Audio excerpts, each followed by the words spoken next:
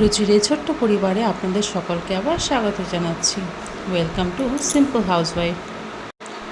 সকাল সকাল উঠে ছেলের টিফিনটাকে বানিয়ে দিলাম, কারণ যেহেতু সামার ভ্যাকেশন পড়ে যাবে, তো গরমের কিছুদিন ওদের হচ্ছে সকাল 6টা সাড়ে 6টার থেকে স্কুল শুরু হয়ে যায়। তাই সকালে উঠেই আগে ওর টিফিনটা বানিয়ে দিলাম।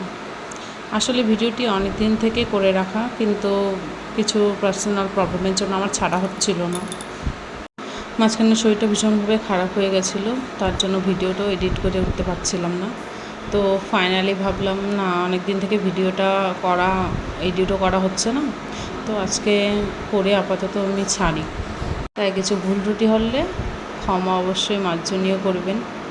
আর ভিডিওগুলি কেমন লাগছে না লাগছে আমাকে কিন্তু অবশ্যই জানাবেন।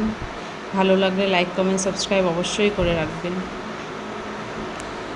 কারণ আস্তে আস্তে পরিবারটিতেও বড় করতে হবে আমাদের। তো অবশ্যই সাবস্ক্রাইব বাটনটি কিন্তু ক্লিক করে দেবেন। তো এর মধ্যে ছেলে স্কুল চলে গেল, তারপরে ভাবলাম যে আর তো কোনো কাজ নেই, আপাতত রান্নাগুলো সেরে ফেলি। তো একবারে রান্নাবান্না সব করে রাখছিলাম।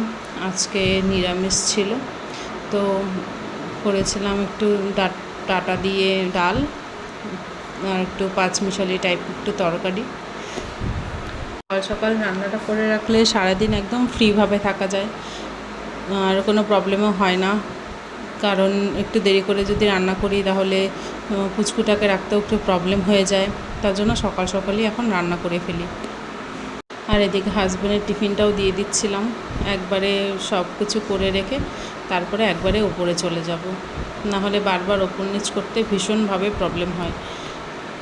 তো চলো দেখে ফেলি আজকে ওকে টিফিনে আমি কি কি দিয়েছিলাম। ডাল, আলু ভাজা, একটু তরকারি, তারপরে তো ছিল ভাত, যেটা কমন দিতেই হবে।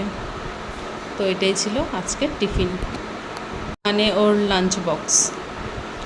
তো লাঞ্চ বক্স কমপ্লিট করে আমি সব কিছু ঢেকে রেখে গেছিলাম, কারণ ভীষণ গরম ছিল সব কিছু। তো একটু হালকা হালকা ঠান্ডা না হলে তো লাগানোও যাবে না, তো একটু হাওয়াতে রেখে ঠান্ডা করে তারপরে ওকে প্যাক করে দিলাম।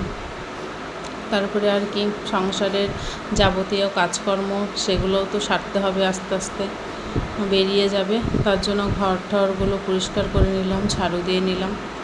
আর আমার সোনা বাবাটা তো নাক ডেকে ঘুমোচ্ছিল, এই দেখো তার ঘুমানোর পোজ। কাশ আমরাও এইভাবে পোজে ঘুমাতে পারতাম, এত ফ্লেক্সিবল বডি, ওয়াও।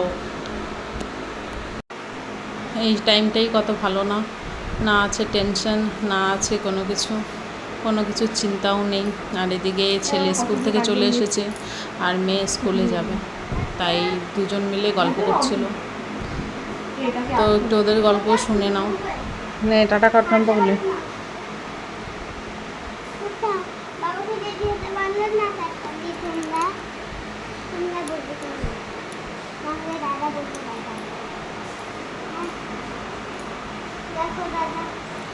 দাদা বদল কোথায়? তোমরা বলে দাও ওর বাবা যাতে তাড়াতাড়ি রেডি হয়ে যায়, ওকে স্কুলে ছাড়তে যাবে।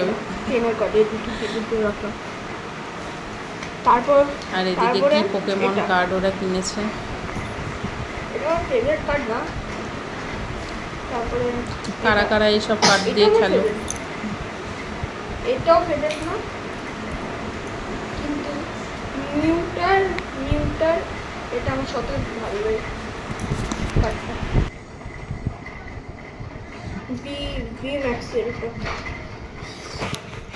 তারপর মেয়ে তো স্কুলে চলে গেল, ওকে সি অফ করে দিয়ে আসলাম। আমি এই মুহূর্তে রান্নাবান্না করছি আর ভয়েস ওভার দিচ্ছি। সংসারের কাজ করতে করতে বড্ড একঘেয়েমি লেগে যায়, তাই মাঝে মাঝে একটু চেঞ্জেসও দরকার পড়ে। এইদিকে আমার ভুতুম সোনার খাবারও রেডি, দেখো ঘরের কী অবস্থা করেছে ও। খিদাতে ওর ভীষণভাবে রাগ উঠে গেছে, তার জন্য ও বিছানার এই অবস্থা করেছে। ওকে আর যাই করো না কেন, টাইম মতন ওকে খাবারটা আমাকে করে দিতেই হবে, না হলে ভীষণভাবে জেদ উঠে যায়, আর সেটাকে থামানো আর কন্ট্রোল করা আমার পক্ষে সম্ভব হয়ে ওঠে না মাঝে মাঝে। তাই আমি আর যতই কাজ করি না কেন, আগে ওকে ঠান্ডা করে রাখি, ওকে আগে খাইয়ে নিই, তারপরে বাকি সব আমার কাজকর্ম হয়। আর দেখো খাওয়া দাওয়া শেষ করে আমার সুন্দর বেবিটা কি সুন্দর বসে আছে জানলা দিয়ে দেখছে, পাহারা দিচ্ছে। আর এদিকে আমার শাশুড়ি মা আম কেটেছিল আচার দেবে বলে, তো বললো আমার কোমরটা একটু ব্যথা করছে, তো তুমি একটু এটা ছাদে দিয়ে আসো। তাই চলে এলাম ছাদে। ভীষণভাবে রোদ, আর এই গরমে তো অসহ্য ব্যাপার। আমার সব থেকে বিষাক্ত জিনিসই লাগে এই গরমকালটা, এত অসহ্য লাগে আর শরীরটাও ভীষণভাবে খারাপ হয়ে যায়। তাই জল দিয়ে ভালো মতো পরিষ্কার করে দিলাম, তারপরে আমগুলো রোদে শুকোতে দিয়ে দিলাম। গরমকাল পড়তে না পড়তেই তো আম চলে আসে, আর কাঁচা কাঁচা আম, আচার, তার উপরে টক ডাল, ভীষণভাবে ভালো লাগে। আমার তো ভীষণ প্রিয়। তোমরা কারা কারা আমের ডাল, আমের আচার খেতে ভালোবাসো আমাকে কিন্তু কমেন্ট বক্সে জানাবে। আমার তো একান্ত খুবই ভালো লাগে, আর আমাদের বাড়ির সবারও খুব ভালো লাগে। আর মাও ভীষণ আচার দেয়, আমার জন্য পাঠিয়েও দেয় মাঝে মাঝে। তো আচার নাকি বিয়ের পরে নিতে হয় না মার কাছ থেকে, তা সেটা নাকি কিনে নিতে হয়। তো আমি 1 টাকা দিয়ে কিনে নিই, আর মা দিয়েও রাখে। দেখো গাছে কি সুন্দর ফুল ফুটেছে। ছাদে অনেকগুলো ফুল গাছ আছে, ভীষণ সুন্দর লাগে, ভীষণ ভালোও লাগে। ফুল গাছগুলো ভীষণভাবে সুন্দর। আর এদিকে নিচে এসে দেখি দাদার সাথে সে খেলছে, আর দেখো আমার বোতল দিয়ে কীভাবে ও জল খায়। ওর ভীষণ ভালো লাগে এই বোতল দিয়ে জল খেতে, কারণ চুষে চুষে খেতে পারে। তাই ভাবছি এবার ওকে একটা এরকম বোতল কিনে দেবো, যেটাতে ও আস্তে সুন্দরভাবে টেনে টেনে খেতে পারবে। আর ওদের 3 জনের পিছনেই এত সুন্দরভাবে টাইমগুলো কেটে যায় যে বুঝতেই পারি না। সত্যিই মাঝে মাঝে ভালো লাগে, আবার মাঝে মাঝে একটু খারাপও লাগে, কারণ মাঝখানে মনটা খুবই খারাপ হয়ে গেছিলো, একটু রাগারাগিও হয়ে গেছিলো। তার জন্য ভিডিওটা এডিট করতে আরও বেশি টাইম লেগে গেছে। তো চলো এবার কাপড়গুলোও ধুয়ে দিই, কেচে ফেলি।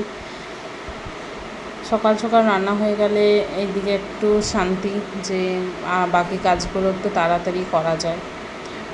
তো কাপড় ঠাপড়গুলো ধুয়ে মেলে দিলাম। আর এখানে তো জানোই সবাই শুকোতে কত টাইম লাগে, একদম ফটাফট শুকিয়ে যায় সব কিছু। আর এই যে আমার কুতুম সোনা স্নানের টাইম হয়ে গেছে, তাকে এখন স্নান করিয়ে দেবো, কারণ গরমকাল পড়ে গেছে। এখন ওকে স্নান না করালে তো চলবেই না, শরীর ভীষণভাবে কষে যাবে। আর বাচ্চাদের তো জলে জলেই রাখতে হয়, কারণ ডক্টররাও বলেন যে 2 বার বা 3 বার স্নান করাও বা গা স্পঞ্জ করিয়ে দাও, তাতে ওদের শরীরটাও ভালো লাগবে আর ওদের শরীরটাও খারাপ হবে না। তো আমি 2 বার 3 বার তো স্নান করাই না, তো আমি ওকে একবারই স্নানটা করাই, আর বাকি টাইমে ওকে গাটা স্পঞ্জ করে দিই। তাতে ওরও ভালো লাগে, একটু শান্তিও লাগে। আর যেহেতু উপরে থাকি, তো উপরে ভীষণ মানে খুবই গরম হয়ে যায় উপরটা, তার জন্য মাঝে মাঝে স্পঞ্জ করে দিই গাটা, তাতে ওর একটু ঠান্ডা ঠান্ডা ভাবটা থাকে গায়ে। আর যদি স্নান না করাই, তাহলে ও যদি বাথরুম খোলা দেখে ব্যাস দৌড়োতে দৌড়োতে বাথরুমে চলে যায়। আর বালতি যেহেতু ভরা থাকে, তো এইভাবে যখন ও ছাপ ছাপ করে খেলে জলটাকে, তো সেটাতে জল ছিটে ছিটে গা হাত পা মুখ সব কিছু ভিজে যায়। তাই যতটা পারি ওকে আমি সাবধানেই রাখি, একা তো একদমই ছাড়তে চাই না, একা ছাড়লেই বিপদ। আর এখন বাড়িতে বিপদের সবথেকে বড় নামই এই আমার ঘুতুন সোনা। আর দেখো আমার ঘুতুন সোনা স্নান করতে তো ভীষণভাবে মজা পায়, জল পেলে আর কি চাই তার, আর কিছুর দরকার নেই। তো আজকে একটু সাবান দিয়ে পরিষ্কারভাবে স্নানটা করিয়ে দেবো, কারণ রোজ শুধু ডেটল জল দিয়ে স্নান করানো হয়, সাবানটা খুব একটা লাগানো হয় না, খুব কম লাগানো হয়। তো আজকে ভেবেছি একটু সাবান দিয়ে সুন্দরভাবে স্নান করিয়ে দেবো।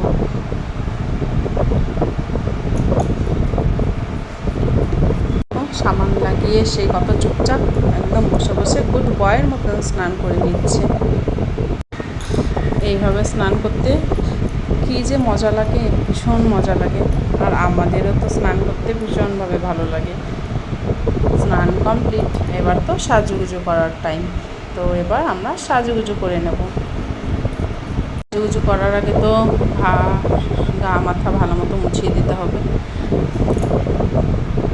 তাই গা মাথা ভালো মতো মুছিয়ে শুকনো করে এবার আমরা ক্রিম লাগাবো। তার আগে প্যান্ট জামা পরিয়ে নিই, না হলে তো সাজুগুজু করতে গেলে সব মুছে যাবে। আর এমনিই যা দুষ্টু, ভীষণ দুষ্টু, এক জায়গায় চুপটিভাবে বসে তো সে থাকবেই না। আর দেখো, ক্রিম লাগানো তো যুদ্ধ করতে হয় আমাকে ওর সাথে। না ক্রিম লাগাতে দেবে, না কাজল পরাতে দেবে, সব কিছুতে আমার ওর সাথে যুদ্ধ করে চলতে হয়। আর এই যুদ্ধটা যে কী, সেটা একটা মাই বুঝতে পারে খুব ভালোভাবে, যে একটা সন্তানকে মানুষ করতে গেলে কত কী করতে হয় আজকালকার মাদের। কারণ আগের সময়ের মতন এখনকার বাচ্চারা একদমই নয়। তাদের মানুষ করতে গেলে এখন অনেক কিছু ডিফারেন্স হয়ে গেছে। আর এখন তো নতুন নতুন অনেক কিছু অনেক বেরিয়ে গেছে। আর এরা না ফোন দেখে থাকে, না আদার্স কোনো কিছু করে থাকে। তো এইদের সাথে মানে অনেক রকম খেলা ছল চালনা করে তারপরে ওদের রাখতে হয় আমাদের। মানে কতটা স্ট্রেস আমাদের উপর দিয়ে যায় সেটা কেউ বুঝবে না। সেটা একটা নতুন মা যারা হয়েছে তারাই বুঝতে পারবে যে স্ট্রেসটা কোন লেভেলের আমাদের উপর দিয়ে যায়। চলো, ওকে তো সাজানো গোছানো কমপ্লিট, ওর সাথে যুদ্ধ করাও কমপ্লিট। এবার ওর খাবারটা বসিয়ে দিই, কারণ ওর টাইম মতো খাবার যদি না দিই তাহলে তো ব্যাস আমাকে খেয়ে নেবে। তাই ওর খাবারটা বসিয়ে ওর খাবারটা রেডি করে ওকে খাইয়ে তারপরে আমিও খেয়ে নিলাম। আর এদিকে আমার সোনামা স্কুল থেকে চলে এসেছে, তাই ওকে খেতেও দিয়ে দিলাম। এখনও বলে স্কুল থেকে এসে যে আমাকে খেতে দিয়ে দাও, আমি একা একা হাত দিয়ে খেয়ে নেব। তো আমি ওকে খেতে দিয়ে ওর হাত দিয়ে খেয়ে নেয়। তো আজকের মতো ভিডিওটি এখানেই শেষ করছি। সকালে সুস্থ থাকবে, ভালো থাকবে, রাধে রাধে।